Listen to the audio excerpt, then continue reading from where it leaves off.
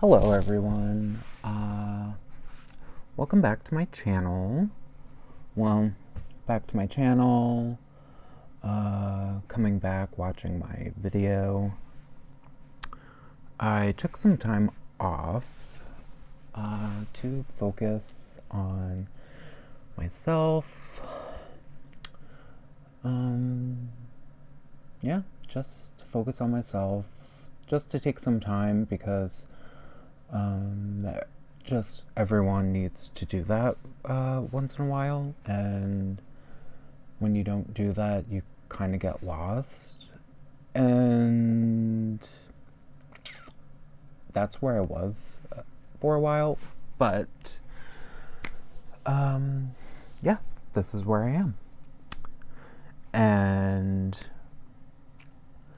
on a much happier note, I haven't used any of my eating disorder behaviors in a couple of months now. And, well, I shouldn't say a couple of months.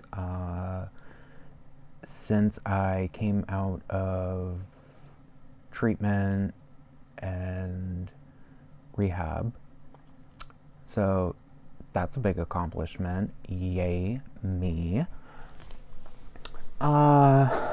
Let's see. The last time we spoke, I don't think we went too much into detail. Well, yeah, because I think I was crying in my last video. Yeah, that seems to be the main thing nowadays, is crying. And I mean, I'm perfectly okay with that. But it wasn't for like the world's longest time, because before now, you know, the whole thing about feelings and letting yourself be okay with it, it's almost like, I want to say taboo, because it's one of those things where if you're not comfortable with it, I don't think you can let yourself be comfortable with letting yourself express how you feel in front of other people. You know, have it be a partner, friends, therapist, whatnot. So in a roundabout way, this is where I am. So the reason why I am making this video is because last night I made the conscious decision in letting go, have it be a persons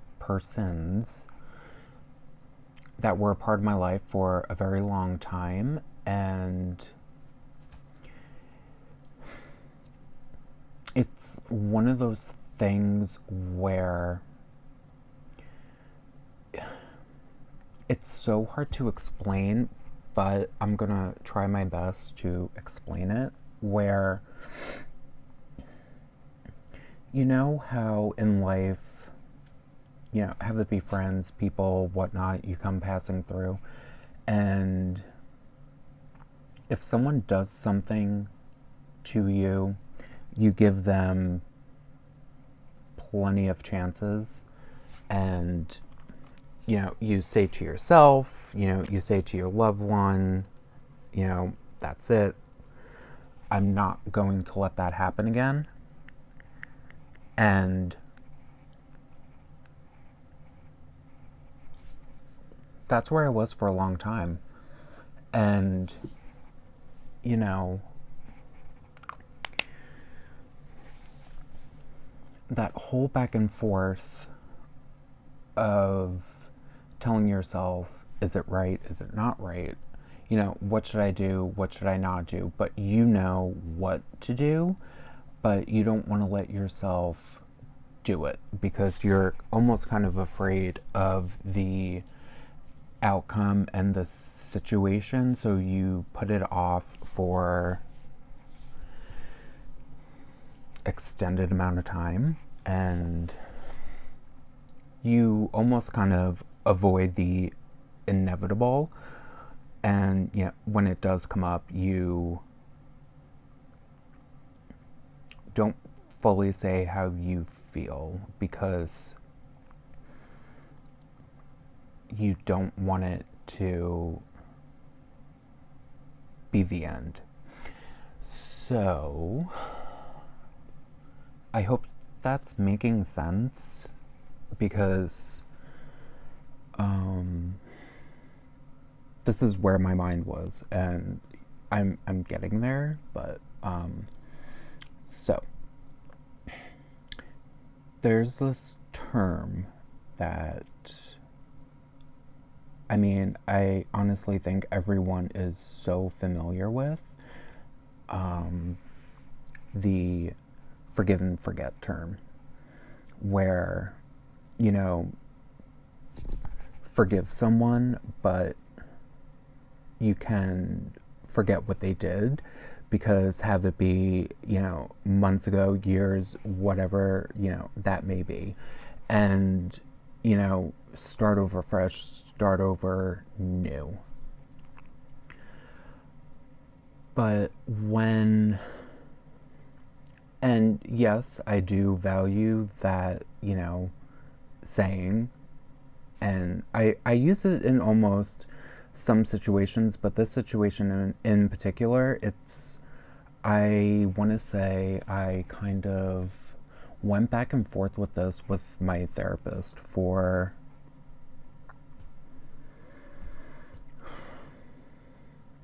God, couple of years. I want to say 2-3 years. Has to be longer than that.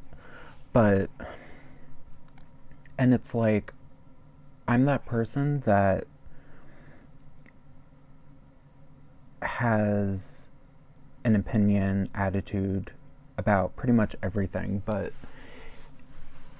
this one, it's very different because it's that uncomfortable feeling where you need to tell yourself and find justification, like, okay, things aren't changing, things, haven't gone the way that I want them to, and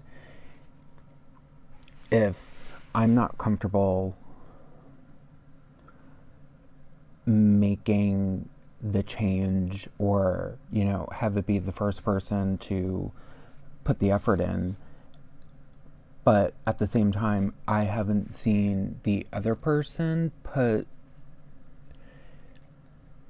the same amount of effort or have it be a little effort in, like me, then it's like almost what's the point of trying? Because when a relationship is so fragile and broken, it's almost like, what's the reason to hold on to something and keep letting it continue? And if you do let it continue, you're always expecting the same outcome. And that's what I've noticed that I've let myself do. That in this situation, I have let myself almost like, the way I can describe it is, in my head, I'm letting myself say, yep, this is normal, this is, a normal thing. And the other part of me wants to say, this is not okay, this is not right at all. But to put it in a way to make the other person understand how you feel, it's different, which goes into my next part, because this has nothing to do with my relationship. My relationship couldn't be, any more, loving, happy, the way I want it, which, to me is such a blessing because there have been so many ups and downs, and we have always come out of it. But this one issue in particular, it has nothing to do with the other person, but this one thing in particular stems on my end. And it's almost like if I don't allow things to change, and if I don't take initiative for it, and if I don't stand up and give myself the voice and say to the person, or just in general, I don't like how this is going. I haven't for a very long time. There's no validation. And what I mean by validation is the validation where you get acknowledged, without asking for it. You get acknowledged without, making the first step. You get acknowledged for, every little milestone that you do. And that's not saying, asking a lot. And, when I look back at it, that's what I feel like was the most hardest part, is searching for something to find validation for, to get noticed. And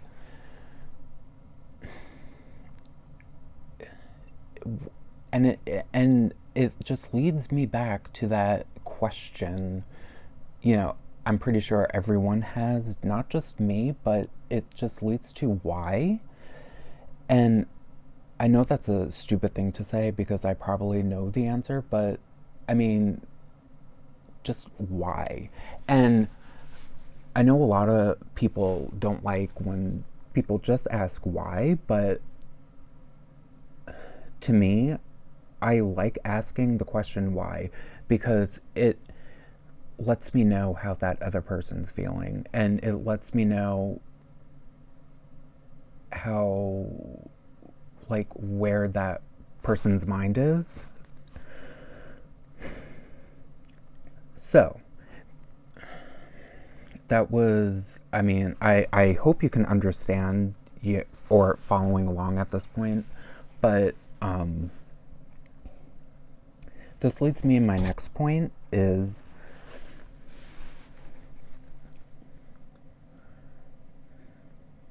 when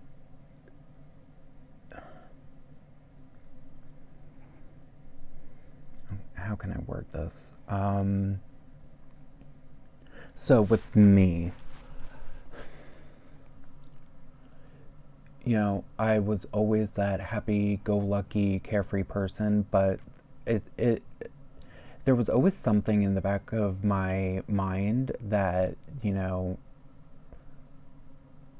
always stopped me for wanting to do something, and I would question myself. And I know, I'm probably not the only one, but it wouldn't be like a normal questioning or a normal,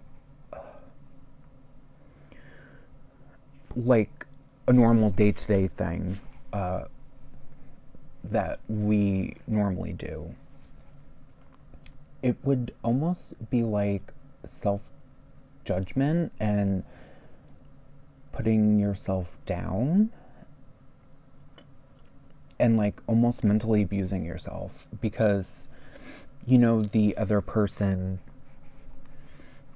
hasn't really acknowledged you on pretty much anything that you do, or doesn't give you that encouragement to make you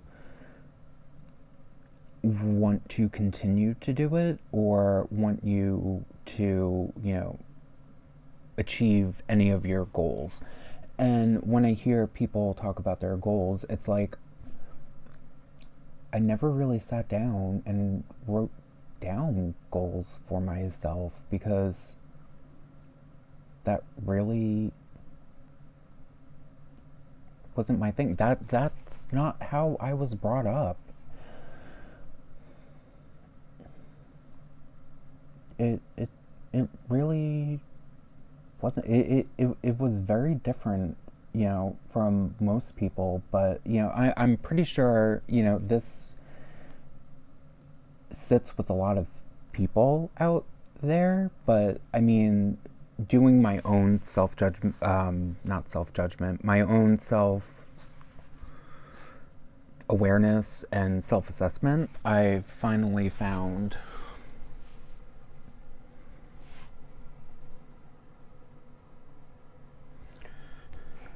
that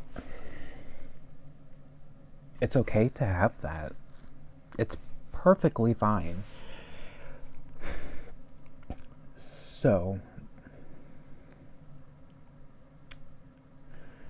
before I met John, I don't think I've ever mentioned this on my channel. Now I am, surprise.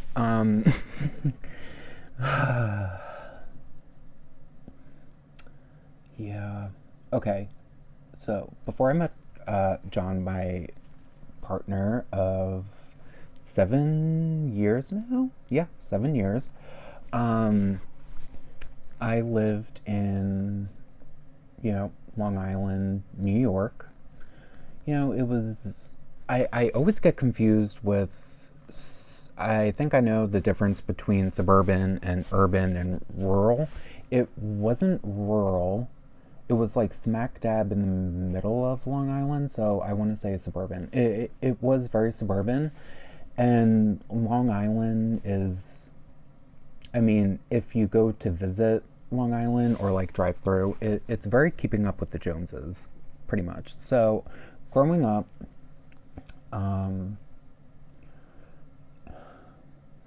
back then, when it was just me, my sister, my mom, we had fun. I was a kid, I wouldn't do this now, but I mean, I don't think anyone would, but I always loved, playing in the dirt, digging up worms, and back then I was brought up in the 90s, so Tonka trucks, like those toy trucks, Tonka.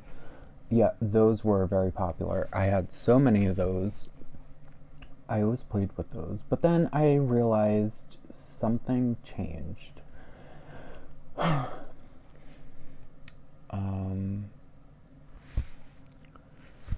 uh,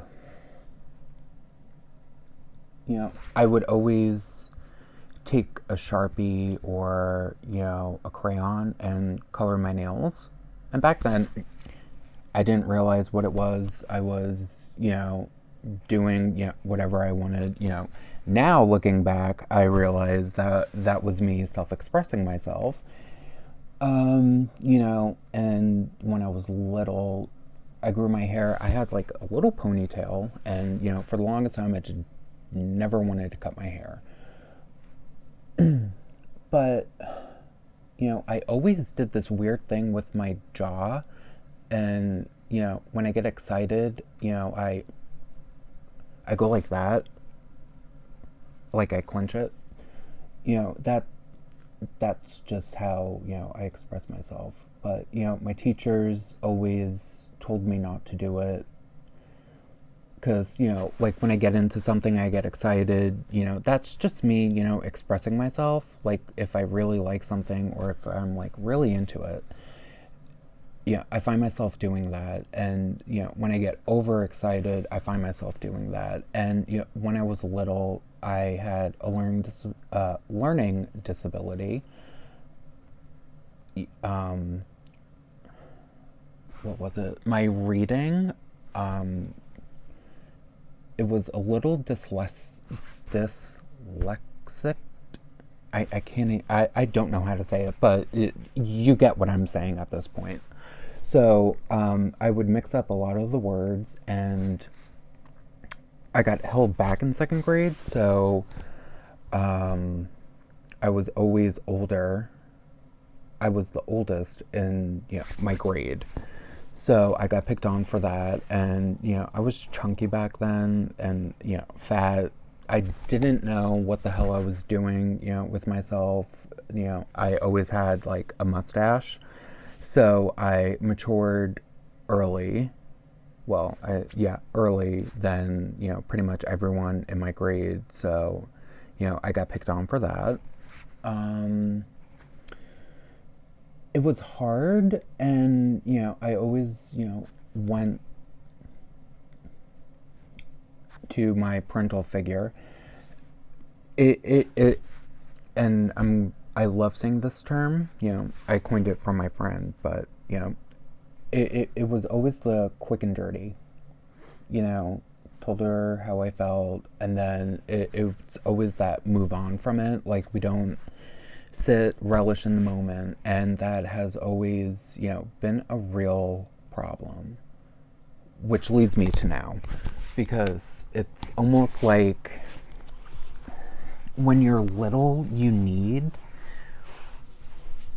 that, and it's hard. So this is where I am now. And yeah. So when I met John, I was 19, and of course, I can tell that she cared.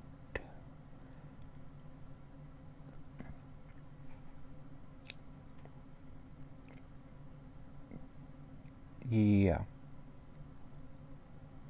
And I say that with a question because I don't know. I honestly don't know. And that's sad. She would always ask how I'm doing, but then go to a different subject. But it would never be, how I'm doing. And when I went into treatment for my eating disorder, I told John I didn't want her to come because back then I was going through a lot. And I was still new with, how I was feeling, what I was going through. And I didn't know how to process that at that time. So, I thought it would be, kind of the right thing to do. So, I told him no. If she asks, no. But here I was thinking,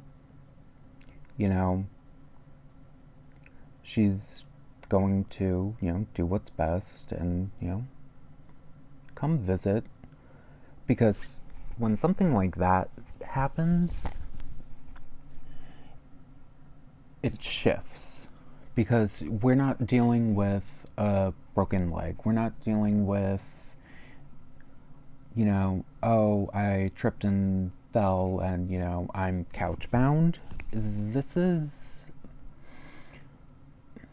like I'm at the lowest of my low. Like, how low can someone go? I mean, it's astonishing because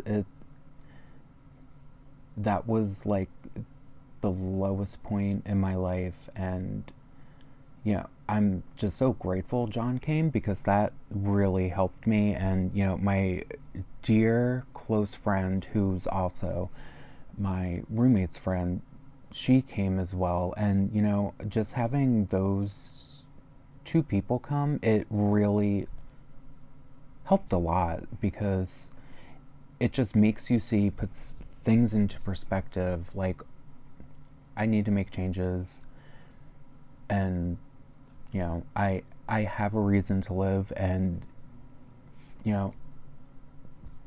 I want to see these people again. But to not. So this is when it kind of started to click in with me. When you don't take initiative for yourself and be like, he said no, I'm not going to come. And that stuck with me for a while. And I was in there for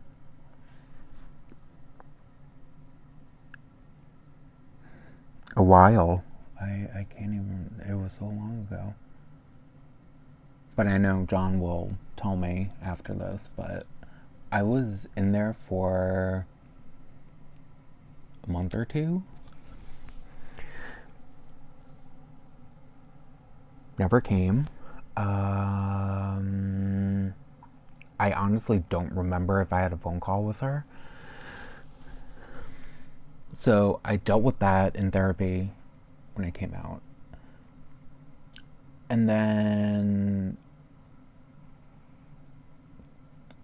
after that, it would be the sporadic phone calls. And like, oh, how are you doing? But then we would just talk about nonsense. And I would always tell myself, after I got off the phone and tell John, it's like, I don't think she gets it. I honestly don't. And I'm 27, and how can you help someone understand it, get it, when they don't know? When they don't. Like, to me, that's the most biggest piece of the puzzle. You don't,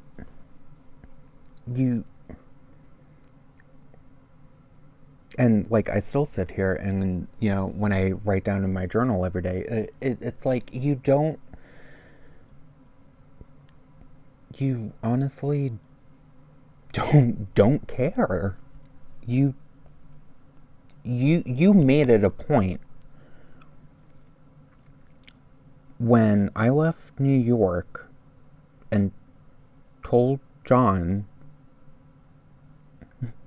he's your problem now. Like,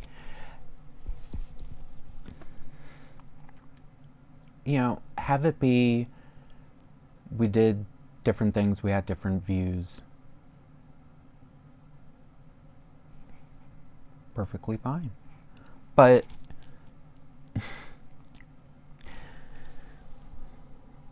this is where I am now. So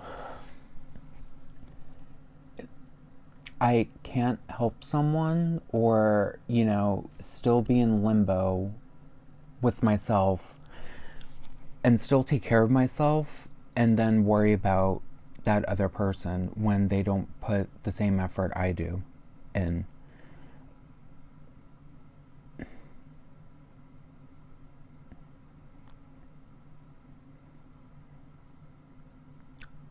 And which leads me to my next point. I made it a point to myself to, what would be another way to get this parental figure's attention that has been in my life since birth?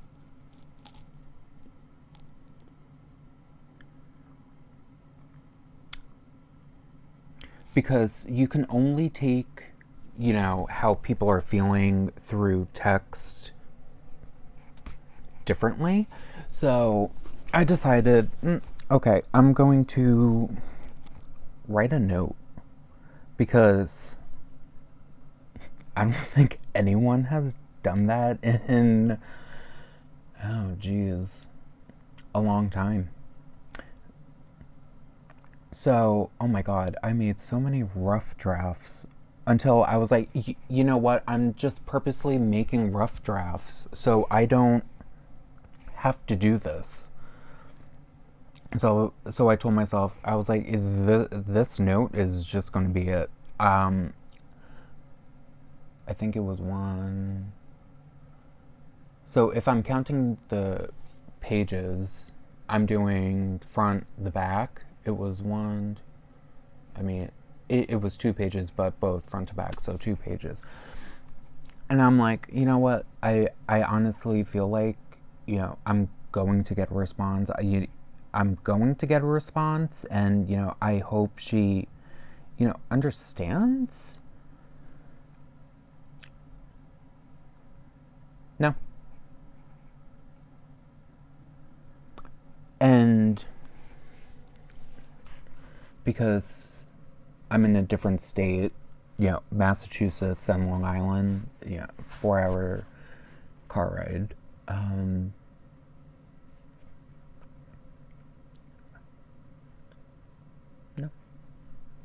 No. I express how I felt, why I'm feeling the way I do. Maybe in hopes that she understands. Puts everything aside and, it's like, maybe I should acknowledge at some point how her son feels, but no.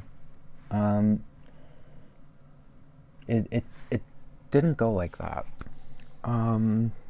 Then I texted, and all I got was a yes. I received it, and that was I washed my hands of that, which leads me to now. I made the conscious decision. I can't even speak. I made the conscious decision last night to accept where it is now, and that decision is I no longer want this person in my life. Because I'm not having a relationship based on sporadic phone calls, a general, how are you doing? No. You know what? No. Because if you're not comfortable with a situation, you really need to make it a point to yourself to accept where it is in the moment and come to terms with it. And I have been sitting on this since I moved out here for 7 years, that it's totally not the same. And I'm perfectly fine with it. She has another child she can deal with, and yep, that's where I am at this point.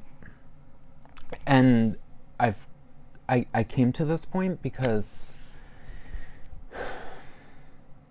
I was debating going back and forth if I should even reach out to her. And I was telling my therapist, and which I love my therapist, because we both realized, where I was feeling.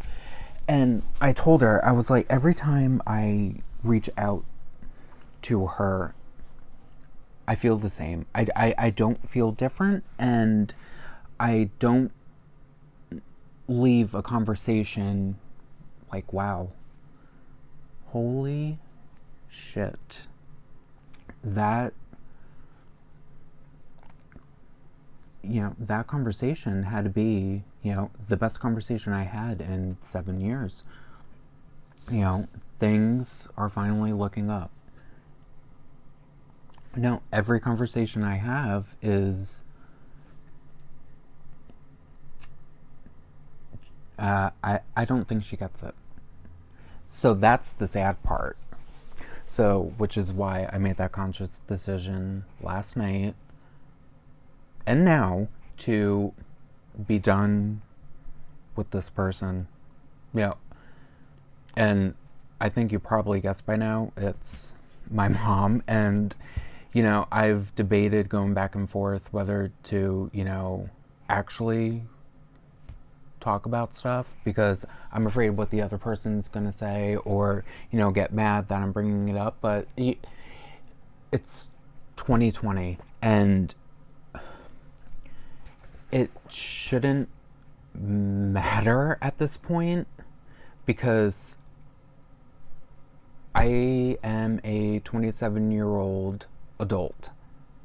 I can pick and choose what to say, and I don't need, I'm sorry, your acceptance or opinion at this point